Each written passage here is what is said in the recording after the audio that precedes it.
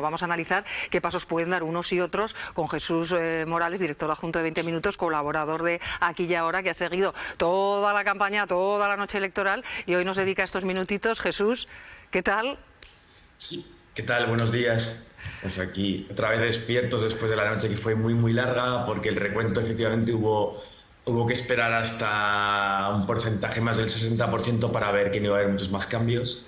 Pero bueno, ya la foto está hecha. Bueno, ¿qué pasos auguras a partir de este momento? ¿Qué pasos puede dar cada uno de los partidos? Fundamentalmente el Partido Popular, que anoche Feijóo decía, nuestra intención es formar gobierno, que no me bloqueen, he sido el partido más votado, y por otra parte el PSOE diciendo pues que finalmente no ha podido la derecha con nosotros. Sí, a ver, aquí uno de los dos partidos, y mi impresión es que será el PP, tendrá que mover ficha a medio plazo. Ahí el Congreso se constituye el 17 de agosto.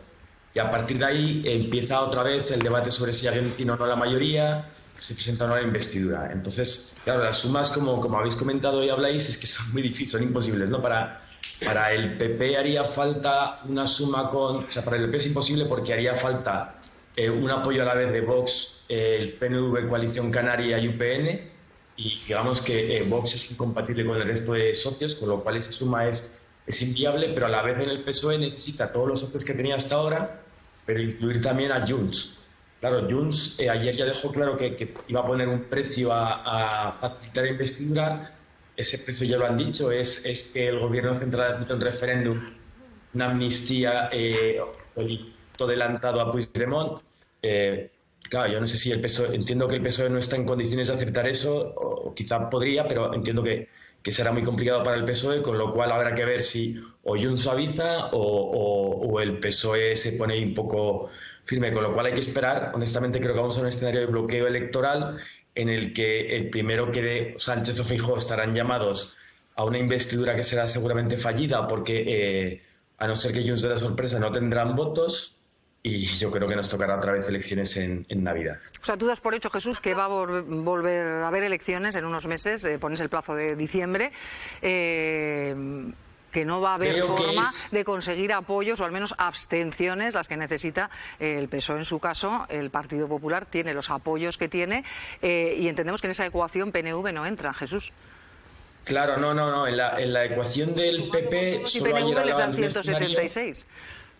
Claro, hay un 176 posible en la derecha, pero que es políticamente inviable, que es que el PP anunciase un gobierno en solitario y Vox lo votase anunciando que salía fuera del gobierno. Entonces ahí el PP podría sumar el PNV, Coalición Canaria y UPN. Pero eso es imposible porque Vox en ningún caso va a aceptar ese gobierno en solitario por encima con un pacto entre el PP y PNV. Ya Vox ya dijo que si eso ocurría no lo apoyaría, con lo cual vamos al escenario de Sánchez, ¿no? Del PSOE. Y ahí estamos en las mismas, va a depender, ahí tiene que sumar evidentemente a sumar, pero eso yo creo que hay cero problema, es evidente, a Esquerra, a Bildu y al PNV. Hasta ahí yo creo que es un poco reeditar la situación actual. O sea, el problema añadido de estas elecciones es que incluye en la ecuación a Junts también. Claro, primero, Junts está en guerra electoral con Esquerra en Cataluña. Ahí hay un conflicto entre dos teóricos socios del PSOE muy duro en Cataluña. Justamente Junts es el partido de la línea dura en el que dice que el pacto que ha tenido Esquerra con el PSOE a nivel nacional, no ha funcionado y que por tanto hay que dar más pasos relevantes, tipo poner un calendario, un referéndum, que claro, en un momento determinado se podría poner una fecha para una consulta que no fuese un referéndum, pero claro, es que Junts lo exigiría muy duro. Yo por eso creo que va a ser complicado convencer a Junts. Pero bueno, también hay que tener en cuenta que en Junts hay dos almas, y hasta ahora Puigdemont es la vía dura y la que se impone, pero igual puede haber una sorpresa en Junts. O sea, sería, el margen que tendría el PSOE es que consiguiese que Junts suavizase la postura. Y yo os digo que así, a día de hoy, bueno, acabamos de tener las elecciones, con lo cual es muy complicado, pero a día de hoy no parece que Junts vaya a tener ese debate interno. Bueno, desde luego, según las encuestas, no se esperaban estos resultados. El PSOE ha resistido más de lo que imaginaban ellos mismos y el PP no ha sacado esos entre 150 y 160 que les daban algunas encuestas. Nada. Jesús, ¿qué ha pasado? Ha sido un auténtico despropósito las encuestas. Un poco lo que cuentan ambos partidos es que la campaña electoral ha cambiado mucho el voto.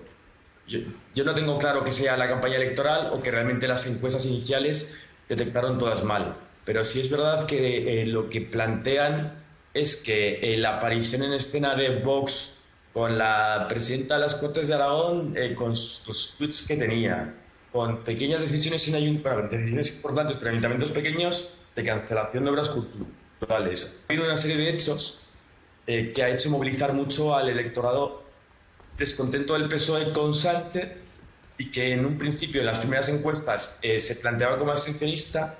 Todo apunta a que ese votante se ha movilizado en campo. Pero bueno, en cualquier caso, las encuestas, ni siquiera los rankings que manejaban los partidos que en teoría eran más recientes, detectaron ese movimiento de ese supuesto votante socialista que se iba a quedar en casa, o que incluso se planteaba un apoyo a un Feijóo moderado. Desde luego eso no ha ocurrido, sino al contrario, ese votante se ha movilizado para evitar la entrada en escena de Vox. O sea, yo creo que esa lectura es clara, y ahí yo entiendo que los partidos estarán de acuerdo. Y la única duda es si ha sido un movimiento de la última semana o es una cosa que venía fraguándose esos días. Jesús, y una cosa más, aquí tenemos pendiente formar gobierno. En Aragón todavía no hay gobierno, como bien sabes. ¿Tú crees que puede haber noticias en los próximos días y cuáles van a ser? ¿Cómo va a gobernar Jorge Azcón, en solitario, con algunos apoyos, o Vox entrará a formar parte del gobierno? Coincido con toda la mesa en que tiene que haber alguna noticia esta semana. Y yo creo que no es que vaya a pensar en un gobierno en solitario de Jorge Azcón. En cualquier caso, claro, ahora Vox tiene que hacer muchas lecturas internas y tiene que decidir si lo que le ha venido mal en esas elecciones ha sido justamente el paso adelante cuando entre los perfiles, o igual de repente gana esa línea dura, pero pues yo diría que en Aragón va a haber noticia. Tiene que haberla ya en 2-3 días. Y claro, porque luego hay que tener en cuenta la situación de Teruel Existe, ¿no? Que se ha quedado sin diputado nacional.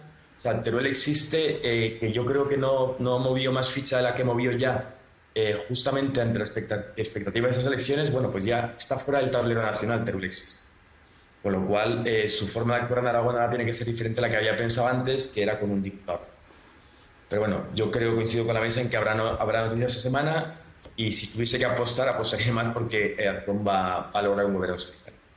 Pero pues, bueno, lo tengo tampoco del todo claro. Se irán despejando las incógnitas. Jesús, te agradecemos estos minutos en Aquí y Ahora, y te dejamos trabajar, que hoy es otro día intenso, postelectoral. Un abrazo.